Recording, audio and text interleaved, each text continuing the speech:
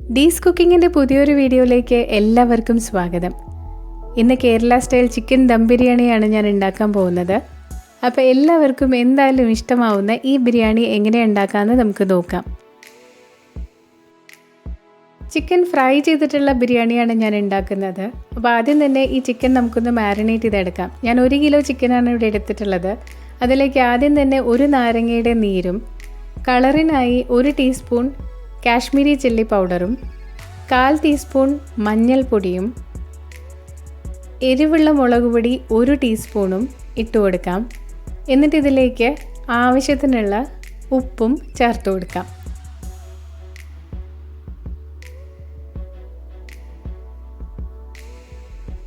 ഇനി ഇത് നല്ലതുപോലെ ഒന്ന് മിക്സ് ചെയ്ത് കൊടുത്ത് ഒരു അരമണിക്കൂർ നേരത്തേക്കൊന്ന് മാരിനേറ്റ് ചെയ്ത് വെക്കാം. ഇനി ഇത് മാറ്റി വയ്ക്കാം. എന്നിട്ട് ബിരിയാണിക്ക് ആവശ്യമായിട്ടുള്ള ഗരം മസാലകൾ എന്തൊക്കെയാണെന്ന് നോക്കാം. അതിനായി ഞാനിവിടെ 1 ജാതിപത്രി, 1 തക്കോലം, 1/2 ടീസ്പൂൺ വെച്ച് പെരിഞ്ജീരകവും നല്ല ജീരകവും ഷാഹി ജീരയും എടുത്തിട്ടുണ്ട്. ഷാഹി ജീര ഓപ്ഷണലാണ്.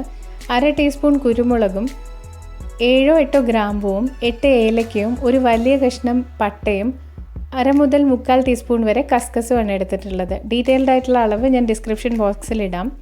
ഇതൊന്ന് പൊടിച്ചെടുക്കണം. അപ്പോൾ ഇതാണ് നമ്മുടെ ഗരം മസാല ഇതിനാവശ്യമായിട്ടുള്ളത്. അടുത്തതായി കുറച്ചധികം ഇഞ്ചിയും വെളുത്തുള്ളിയും വേണം. ഞാൻ 2 വെളുത്തുള്ളി നേരാക്കി അതിൻ്റെ അല്ലികൾ മുഴുവൻ എടുത്തിട്ടുണ്ട്. അതുപോലെ വലിയൊരു കഷ്ണം ഇഞ്ചി ചെറുതായി കട്ട് ചെയ്ത് വെച്ചിട്ടുണ്ട്. ഇനി നല്ല എരിവുള്ള പച്ചമുളക് നമുക്ക് വേണം. ഇത് 10 മുതൽ 12 പച്ചമുളക് ഞാൻ എടുത്തിട്ടുണ്ട്.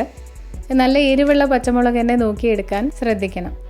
അപ്പോൾ ഇത് രണ്ടും കൂടി നമുക്ക് മിക്സിയിലിട്ട് നന്നായി ഒന്ന് അരച്ചെടുക്കാം. നന്നായി അരച്ചെടുത്തിട്ടുണ്ട്. ഇനി ഇത് മാറ്റി വയ്ക്കാം. ഇനി ബിരിയാണിയിലേക്ക് വേണ്ട സാധനങ്ങൾ ഞാൻ വഴിയെ പറയാം. ഈ ബിരിയാണിക്ക് ആവശ്യമായിട്ടുള്ള കാഷ്യൂനട്ടും മുന്തിരിങ്ങയും ആദ്യം നമുക്ക് വറുത്തെടുക്കാം. അപ്പോൾ അതിനായി ഒരു പാന് ചൂടാകുമ്പോൾ അതിലേക്ക് കുറച്ച് നെയ്യ് ഒഴിച്ചു കൊടുക്കാം. എന്നിട്ട് കുറച്ച് കാഷ്യൂനട്ട് ഇതിലേക്ക് ഇട്ട് കൊടുക്കാം. ഇതിന് പ്രത്യേകിച്ച് അളവൊന്നും ഇല്ല കേട്ടോ, ഓരോരുത്തരുടെ ഇഷ്ടത്തിനനുസരിച്ച് എടുക്കുക. ഇനി ഇഷ്ടമല്ലാത്തവരാണെങ്കിൽ ഈ സ്റ്റെപ്പ് നിങ്ങൾക്ക് സ്കിപ്പ് ചെയ്യാം. ഇത് ഒരുപാട് ഡാർക്ക് ആവാൻ നിൽക്കരുത്. ചെറുതായി ഒന്ന് ബ്രൗൺ ആകുമ്പോഴേക്കും എടുത്ത് മാറ്റാം.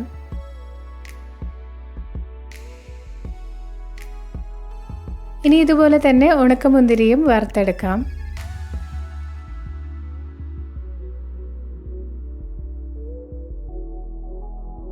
ഇനി ഇതേ പാനിലേക്ക് കുറച്ചധികം ഓയിൽ ഒഴിച്ചു കൊടുത്ത് നമുക്ക് ബിരിയാണിക്ക് ആവശ്യമായിട്ടുള്ള സവാള വറുത്തെടുക്കാം. ഞാൻ റിഫൈൻഡ് ഓയിലാണ് എടുത്തിട്ടുള്ളത്. ഈ ഓയിൽ നന്നായി ചൂടായതിന് ശേഷം 3 വലിയ സവാള നീളത്തിൽ തിന്നായി സ്ലൈസ് ചെയ്തെടുത്തതാണ്. അത് ഇതിലേക്ക് ഇട്ട് കൊടുത്ത് നല്ല ഗോൾഡൻ ബ്രൗൺ ആവുന്നത് വരെ ഫ്രൈ ചെയ്തെടുക്കാം. അപ്പോൾ ഇതില്ലെങ്കിൽ നമ്മുടെ ബിരിയാണിക്ക് ശരിക്കുള്ള ടേസ്റ്റ് കിട്ടില്ല കേട്ടോ. അപ്പോൾ നല്ല ഗോൾഡൻ ബ്രൗൺ ആവുന്നത് വരെ ബാച്ചായി ഈ സവാള നമുക്ക് വറുത്തെടുക്കാം. സവാള വറുത്തെടുത്തതിന് ശേഷം നമുക്ക് ഈ ചിക്കൻ ഒന്ന് വറുത്തെടുക്കാം. ചിക്കൻ മാരിനേറ്റ് ചെയ്യാൻ വെച്ചിട്ട് ഏകദേശം 1/2 മണിക്കൂർ ആയിട്ടുണ്ട്. ഇത് അത്രയും തന്നെ മതി. ഇതൊരു അര വേവ് ആവുന്നത് വരെ ഒന്ന് വറുത്തെടുത്താൽ മതി. ഒരുപാട് ഡാർക്ക് ആവുന്നത് വരെ വറുത്തെടുക്കരുത്. അങ്ങനെ ആയാൽ ബിരിയാണി ഉണ്ടാക്കിയതിന് ശേഷം ചിക്കൻ നല്ല ഹാർഡായി പോവും. അതുകൊണ്ടാണ് അങ്ങനെ പറയുന്നത്. ഒരു ഹാഫ് വേവ് ആവുമ്പോൾ നമുക്കിത് എടുത്തു മാറ്റാം. ഇപ്പോൾ ഒരു പകുതി വേവ് ആയിട്ടുണ്ട്. ഇത് ഇത്രയും തന്നെ മതി. നമുക്കിത് കോരി മാറ്റാം. ഇനി ഈ ബിരിയാണിക്ക് ആവശ്യമായിട്ടുള്ള അരി ഒന്ന് വേവിച്ചെടുക്കണം. അപ്പോൾ അതിനായിട്ട് കുറച്ചധികം വെള്ളം ഞാൻ തിളപ്പിക്കാൻ വെച്ചിട്ടുണ്ട്. അതിലേക്ക് 1 കഷ്ണം പട്ടയും, 5 ഗ്രാമ്പുവും, 7-8 ഏലക്കയും, 1 തക്കോലവും, 1 ജാതിപത്രിയും ഞാൻ ഇട്ട് കൊടുക്കുന്നുണ്ട്.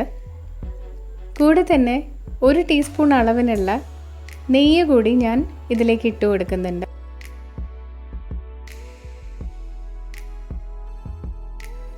ഇനി നമുക്കിതിലേക്ക് ഉപ്പ് ചേർത്ത് കൊടുക്കാം. ഉപ്പ് ചേർത്ത് കൊടുക്കുമ്പോൾ പ്രത്യേകം ശ്രദ്ധിക്കണം. ഈ വെള്ളത്തിൽ ഉപ്പിൻ്റെ ടേസ്റ്റ് ഒരിത്തിരി കൂടി നിൽക്കണം. അപ്പോഴായിരിക്കും നമ്മൾ അരി ഇട്ട് കൊടുത്ത് അത് വെന്ത് വരുമ്പോൾ ചോറിൽ കറക്റ്റായിട്ടുള്ള ഉപ്പ് ഉണ്ടാവുള്ളൂ. ഒരുപാട് ഉപ്പിടാനും പാടില്ല. ജസ്റ്റ് ഒന്ന് ടേസ്റ്റ് ചെയ്ത് നോക്കുക. ഉപ്പിൻ്റെ അളവ് കുറച്ചൊന്ന് കൂടി നിൽക്കണം. ഒരു പകുതി നാരങ്ങയുടെ നീര് ഇതിലേക്ക് ഒഴിച്ചു കൊടുക്കാം. അപ്പോൾ നാരങ്ങയും നെയ്യൊക്കെ ഇതിലേക്ക് ഒഴിച്ചു കൊടുക്കുന്നത് വറ്റുകൾ തമ്മിൽ ഒട്ടിപ്പിടിക്കാതിരിക്കാൻ വേണ്ടിയാണ്. ഇനി ഇതിലേക്ക് അരി ഇട്ട് കൊടുക്കാം.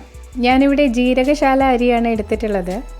കറക്റ്റായിട്ടുള്ള അളവ് പറയുകയാണെങ്കിൽ 3/4 കിലോ അരി ഞാൻ എടുത്തിട്ടുണ്ട്.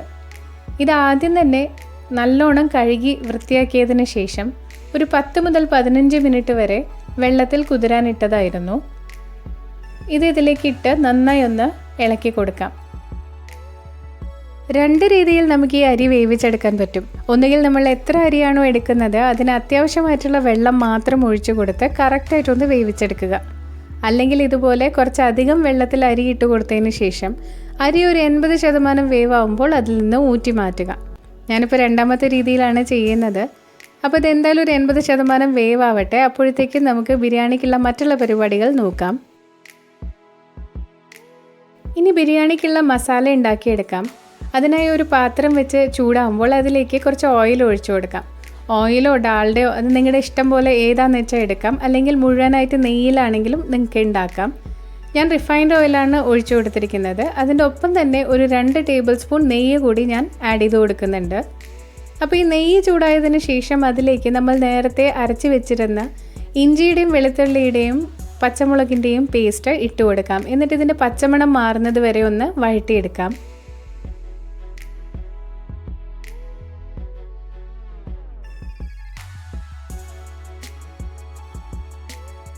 നീളത്തിൽ കട്ട് ചെയ്ത് വെച്ചിരിക്കുന്ന സവാള ഇതിലേക്ക് ഇട്ട് കൊടുക്കാം. ഏകദേശം 1/2 കിലോ സവാള ഞാൻ എടുത്തിട്ടുണ്ട്. നമ്മുടെ ബിരിയാണിക്ക് നല്ലൊരു മസാല കിട്ടണമെങ്കിൽ ഇത്രയധികം സവാള തന്നെ ചേർത്ത് കൊടുക്കണം. ഇത് നന്നായി ഒന്ന് വഴറ്റിയെടുക്കണം.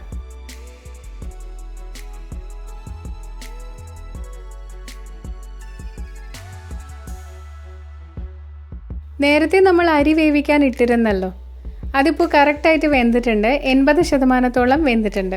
ഇതിപ്പോൾ ഇത്രയും തന്നെ മതി. ബാക്കിയുള്ള വേവ് ദമ്മിടുമ്പോൾ അതിലിരുന്ന് ആയിക്കോളും. അപ്പോൾ നമുക്കിനി വെള്ളത്തിൽ നിന്ന് ഈ അരി ഊറ്റി മാറ്റി വയ്ക്കാം. ഇപ്പോൾ സവാള നന്നായിട്ട് വാടിയിട്ടുണ്ട്. ഇനി ഇതിലേക്ക് നല്ല എരിവുള്ള മുളക് പൊടി 1 ടീസ്പൂണും ഈ മസാലയ്ക്ക് ആവശ്യമായിട്ടുള്ള ഉപ്പും ഇട്ട് കൊടുക്കാം.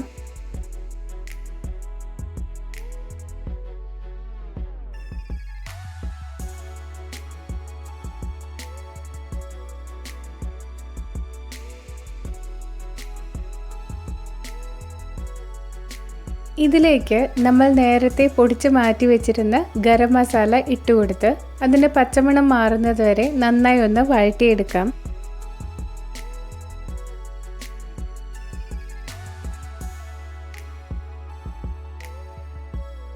ഇനി ഇതിലേക്ക് ഒരു 3 വലിയ തക്കാളി ചെറുതായി കട്ട് ചെയ്തത് ഇട്ട് കൊടുക്കാം. എന്നിട്ട് ഈ തക്കാളിയൊക്കെ ഒന്ന് വാടി വരുന്നത് വരെ നന്നായി ഒന്ന് വഴറ്റിയെടുക്കാം.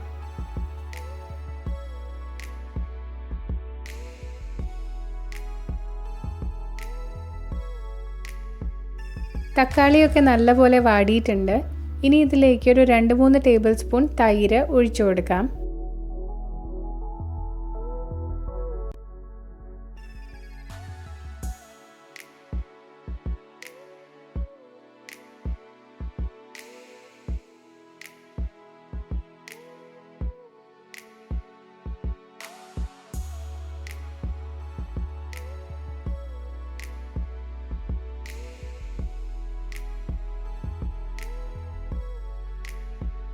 ഇതിലേക്ക് ഒരു പിടി മല്ലിയിലയും പുതിനയും ഇട്ട് കൊടുക്കാം. എന്നിട്ട് നല്ലപോലെ ഒന്ന് ഇളക്കി കൊടുക്കാം.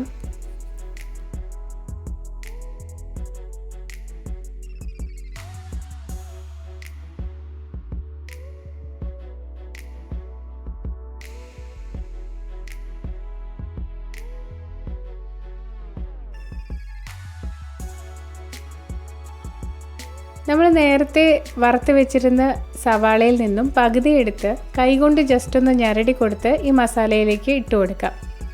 അപ്പോൾ ഇത് ചേർത്ത് കൊടുക്കുമ്പോൾ മസാലയ്ക്ക് നല്ലൊരു മണമൊക്കെ കിട്ടും. അതുപോലെ തന്നെ നമ്മുടെ ബിരിയാണിക്ക് നല്ല ടേസ്റ്റും ഫ്ലേവറൊക്കെ കിട്ടുന്നതാണ്.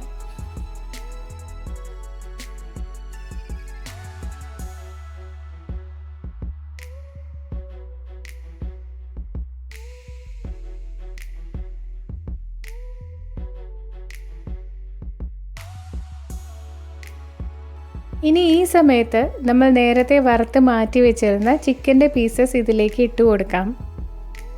എന്നിട്ട് ഈ മസാലയും ചിക്കനും കൂടി നന്നായി ഒന്ന് മിക്സ് ചെയ്തെടുക്കാം. ഈ ചിക്കൻ ഓൾറെഡി പകുതി വെന്തിട്ടുള്ളതാണ്.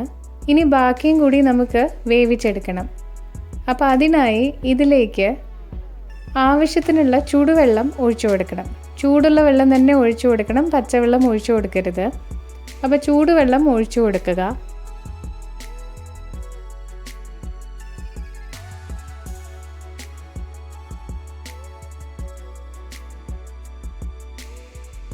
ചൂടുവെള്ളം ഒഴിച്ചു കൊടുത്തതിന് ശേഷം നന്നായി ഒന്ന് ഇളക്കി കൊടുക്കാം. ഉപ്പൊക്കെ ഈ സമയത്തൊന്ന് ചെക്ക് ചെയ്ത് നോക്കുക. ഉപ്പ് പോരാ എന്നുണ്ടെങ്കിൽ ഇട്ട് കൊടുക്കുക. നന്നായി ഇളക്കി കൊടുത്തിട്ടുണ്ട്. ഇനി ഇത് കുറച്ച് നേരത്തേക്കൊന്ന് അടച്ചു വെച്ച് വേവിച്ചെടുക്കാം.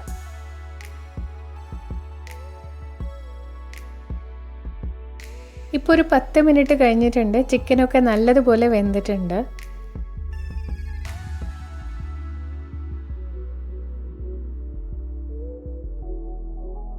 നമുക്കിനി ഇതിലേക്ക് ലെയർ ചെയ്യാൻ തുടങ്ങാം. അപ്പോൾ അതിനായി നമ്മൾ നേരത്തെ മാറ്റി വെച്ചിരുന്ന ചോറ് ഇതിലേക്ക് ഇട്ട് കൊടുക്കാം. ഇത് അത്യാവശ്യം വലിയ പാത്രം ആയതുകൊണ്ട് ഞാനിതിലേക്ക് 2 ലെയറേ ചെയ്യുന്നുള്ളൂ. ആദ്യം ഒരു ചിക്കൻ്റെ ലെയർ, പിന്നെ ചോറ്, പിന്നെ അതിൻ്റെ മേലെ കുറച്ചൊന്ന് ഗാർണിഷ് ചെയ്തതിന് ശേഷം വീണ്ടും ചോറാണ് ഞാൻ ഇട്ട് കൊടുക്കുന്നത്. നിങ്ങളെടുക്കുന്ന പാത്രം ചെറുതാണെങ്കിൽ ആദ്യം നിങ്ങൾക്ക് കുറച്ച് ചിക്കൻ്റെ ലെയർ ഇട്ട് കൊടുക്കാം. അതിന് മേലെ ചോറും, പിന്നെ അതിന് മേലെ വീണ്ടും ചിക്കൻ ഇട്ട് കൊടുത്ത് അതിന് പുറത്ത് പിന്നെയും ചോറിട്ട് പിന്നെ ഗാർണിഷ് ചെയ്യാം. ഞാനിപ്പോൾ ഒരു ലെയർ ചോറ് ഇട്ട് കൊടുത്തതിന് ശേഷം കുറച്ച് മല്ലിയിലയും പുതിനയും ഇട്ട് കൊടുക്കുകയാണ്.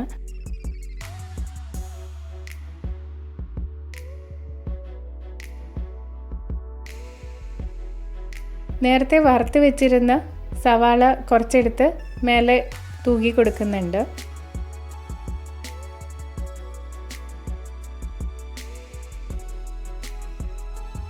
ഇനി അവിടെ കുറച്ചൊരു കളറ് കിട്ടാനായി ഞാൻ കുറച്ച് നെയ്യിൽ ഒരു 2-3 പിഞ്ച് യെല്ലോ ഫുഡ് കളറ് ചേർത്ത് കൊടുത്ത് ഇതിലേക്ക് ഒഴിച്ചു കൊടുക്കുന്നുണ്ട്. അപ്പോൾ ഇത് തികച്ചും ഓപ്ഷണലാണ്. നിങ്ങൾക്ക് കളർ ആഡ് ചെയ്ത് കൊടുക്കാൻ ഇഷ്ടമല്ലെങ്കിൽ ഇത് സ്കിപ്പ് ചെയ്യാം. ഇനി അടുത്ത ലെയറും കൂടി ഞാനിതിലേക്ക് ഇട്ട് കൊടുക്കുകയാണ്.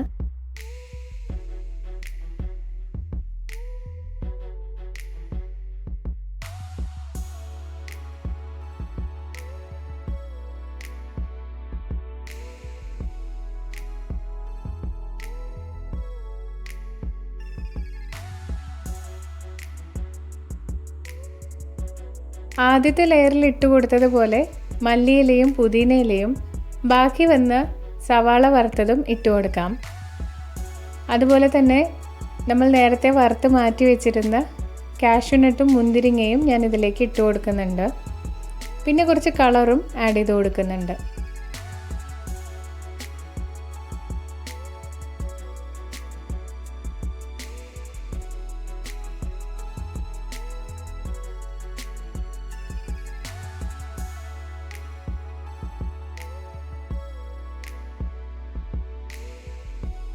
ഗാർണിഷിംഗ് ഒക്കെ ഓരോരുത്തരുടെയും ഇഷ്ടത്തിനനുസരിച്ച് ചെയ്യാം.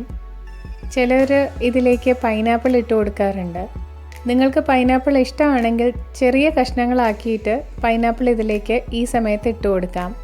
അതുപോലെ തന്നെ എസൻസ് ചേർത്ത് കൊടുക്കുന്നവരുണ്ട്. അതൊക്കെ ഓരോരുത്തരുടെ ഇഷ്ടത്തിനനുസരിച്ച് ചെയ്യുക.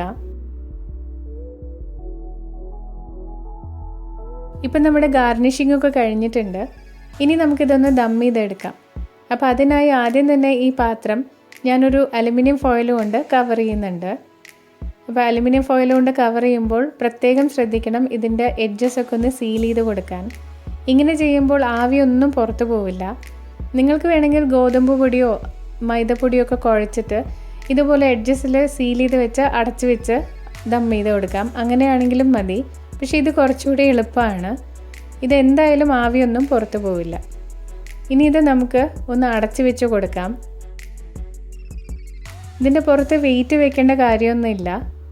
നിങ്ങൾക്ക് അത്രയും സംശയമാണെങ്കിൽ വേണമെങ്കിൽ എന്തെങ്കിലും ഒരു വെയിറ്റ് ഇതിൻ്റെ പുറത്ത് വെച്ച് കൊടുക്കാം.